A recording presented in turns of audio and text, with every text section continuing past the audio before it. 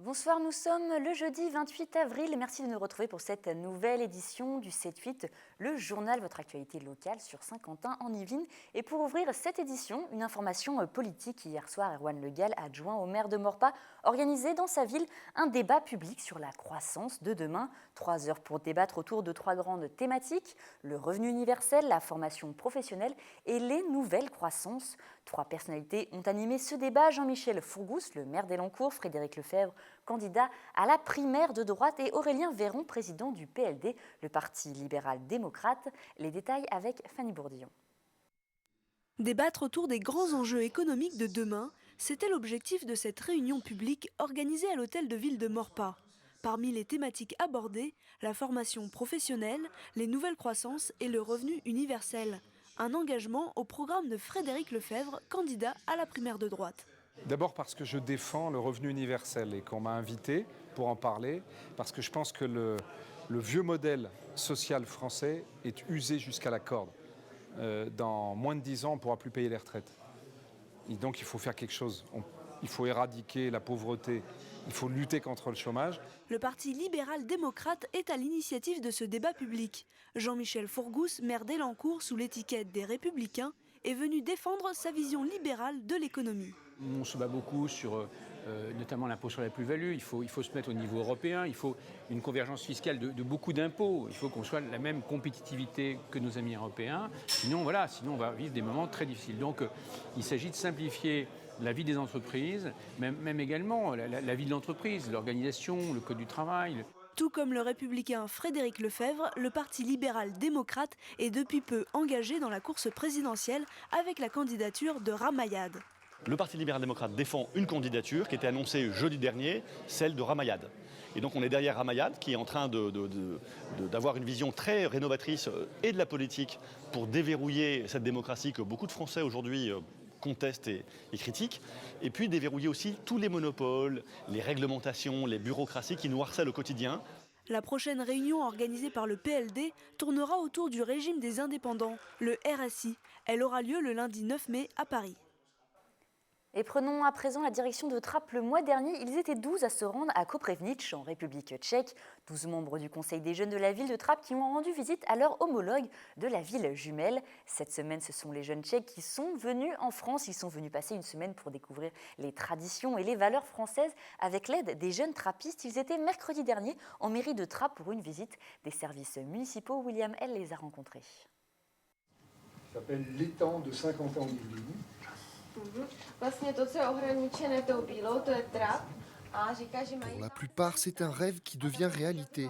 20 membres du conseil des jeunes de la ville de Koprivnice en République tchèque ont été accueillis par leurs homologues trappistes, de villes jumelles rassemblées autour du programme Erasmus+.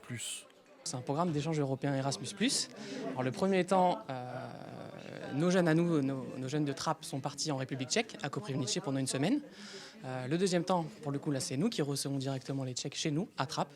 Et le troisième temps, là, c'est un peu particulier. Donc, nos jeunes trappistes repartiront directement à Koprivnice, en présence également de Polonais, voilà, pour impulser la création d'un nouveau conseil des jeunes. Une semaine chargée pour les adolescents, visite du château de Versailles ou encore du Sénat. Mais aujourd'hui, c'est la mairie de Trappes qu'ils découvrent. L'engagement dans un conseil de jeunes, c'est une démarche humaine, c'est pas seulement une démarche technique, philosophique ou culturelle, c'est avoir envie de ne pas s'occuper que de soi et de s'occuper aussi des autres, de sa ville, mais aussi de ses camarades de lycée et de collège. Un échange de valeurs, mais aussi l'envie de partager sa culture, même si ici, communication rime avec traduction. Il y a leur traductrice qui est là pour nous aider. C'est juste que eux c'est des Tchèques et nous on est Français, mais on échange nos projets. J'ai toujours voulu venir en France et voir Paris, alors c'est une très bonne occasion d'être là et de se faire des amis en plus. Il y en a qui parlent anglais, mais la plupart du temps on essaie plutôt d'utiliser nos mains pour discuter. Des échanges avec la ville de Koprivnice existent depuis les années 70, mais c'est une première pour le Conseil des jeunes qui prépare déjà leur deuxième voyage. Et nous recevons ce soir en plateau Xavier Bonvarlet, vice-président de Baliski, la banque alimentaire sur 50 ans en Yvelines. Bonsoir. Bonsoir. Merci d'avoir accepté notre invitation. Alors, vous organisez un concert mardi 3 mai à la salle Jacques Brel de Montigny-le-Bretonneux pour l'association Baliski. Est-ce que vous pouvez nous parler un peu plus, nous dire comment va se dérouler l'événement ? Alors, c'est un événement qui se produit pour la 3e fois dans la salle Jacques Brel à Montigny. C'est un concert qui est un petit peu victime de son succès, puisqu'avant, ça se passait à Voisins-le-Bretonneux dans la salle de la Tour, qui est un peu plus petite. Et c'est vrai que l'ensemble concertiste est de qualité, et la salle Jacques Brel, qui permet d'accueillir plus de 300 personnes, nous permettra également de recevoir davantage de fonds, parce que c'est ça aussi l'objectif. Baliski a besoin de compléter ses ressources, outre les subventions, outre éventuellement des partenariats avec des entreprises, d'organiser des événements culturels. Alors les fonds vont être reversés à l'association. Est-ce que vous pouvez nous rappeler rapidement, pour ceux qui ne connaissent pas Baliski, comment elle fonctionne et son rôle ? Très bien. Alors, Baliski existe depuis 20 ans. À l'origine, un partenariat entre le département, la communauté d'agglomération, le Secours catholique et puis 4 villes, Guyancourt, Montigny, Voisins et Magny. Le cœur de vie de l'association, c'est l'accompagnement de familles qui ont un projet qui a été validé par les travailleurs sociaux du département. Et Baliski travaille en étroite collaboration avec les travailleurs sociaux pour permettre à ces familles de sortir en quelque sorte des difficultés auxquelles elles sont confrontées. Et tous les mois, il y a une commission qui se réunit, qui regroupe des bénévoles de Baliski, des représentants des CCAS des villes concernées, des travailleurs sociaux, pour voir quelles sont les familles susceptibles d'intégrer la démarche d'accompagnement de Baliski. Alors ce concert que vous organisez donc le 3 mai, c'est un événement assez festif, c'est justement pour récolter des fonds. Oui. Est-ce qu'avec la baisse des dotations de l'État ou même du département, vous craignez pour votre trésorerie ? C'est une des raisons pour lesquelles vous avez organisé cet événement ? C'est vrai qu'on a un peu quelques inquiétudes. Alors, le financement de Baliski dépend de 3 sources. Il y a d'une part les marchandises qui sont achetées 40% moins cher que les prix hypermarchés par les familles qui fréquentent Baliski. Deuxième source de financement, les subventions. Le département, la communauté d'agglomération et puis 4 villes. Ça ne suffit pas, donc il faut chercher des financements par ailleurs, des entreprises et des manifestations culturelles. C'est vrai qu'à ce jour, on ne connaît pas encore ce que seront les subventions du département et de Saint-Quentin en Yvelines. Les autres villes, Montigny, Voisins, Guyancourt, nous ont fait savoir qu'elles maintenaient le montant de leurs subventions. La situation devient de plus en plus compliquée pour les associations aujourd'hui ? Pour les associations en général, oui, c'est vrai. Pour Baliski, on a la grande satisfaction d'avoir l'approbation de tous nos politiques, que ce soit le département, que ce soit le président de la communauté d'agglomération, que ce soit aussi les maires des 4 villes et même des 2 députés, François de Mazières pour Montigny et Guyancourt, et puis l'année dernière Valérie Pécresse pour Magny-les-Hameaux et Voisins, qui nous ont aidés en prélevant une somme sur leur réserve parlementaire.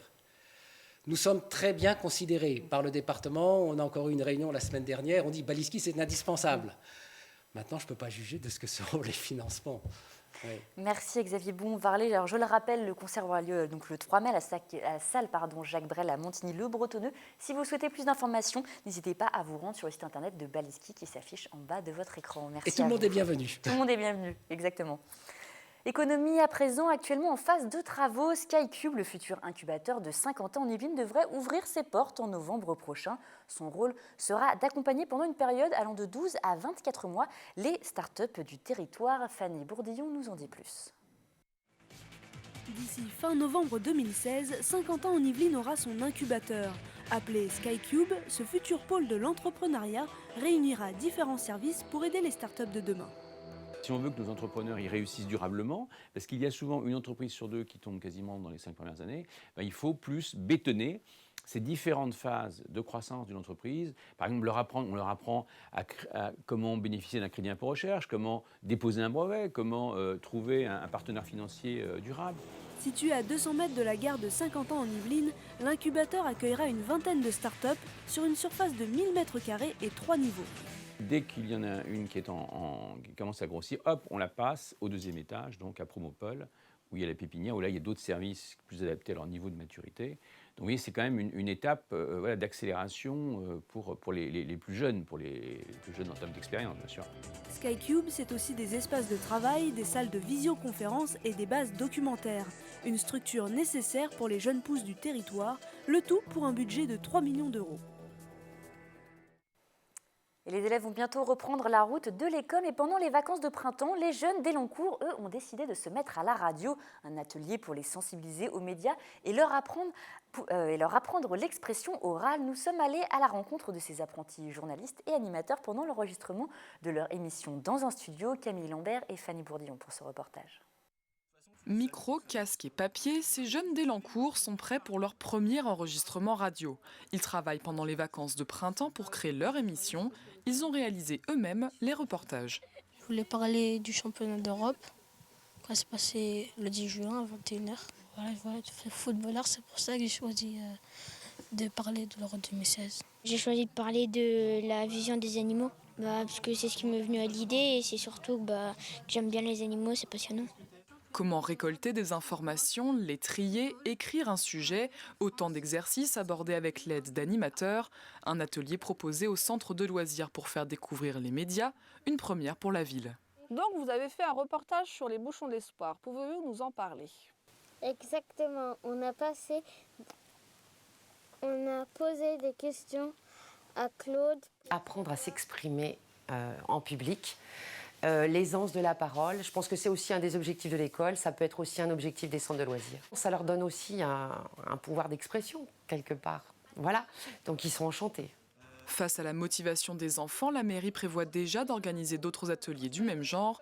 L'émission sera disponible en streaming sur le réseau de la ville. Et c'est la fin de cette édition. Merci de nous avoir suivis. Demain, vous retrouvez Wilfried Richy pour l'essentiel de l'actu et Sephora Namani pour le 7-8 week-end. Quant à moi, je vous retrouve lundi pour une nouvelle édition du journal. Je vous souhaite donc une bonne soirée et un excellent week-end.